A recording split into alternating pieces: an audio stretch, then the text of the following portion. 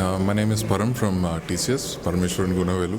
And as Mr. Jonathan said, the session was very interactive and an eye-opener certainly, because there are so many areas that we kind of ignore on day-to-day basis, and we think that everything is going on as usual and we take it as business as usual, but that's not the case.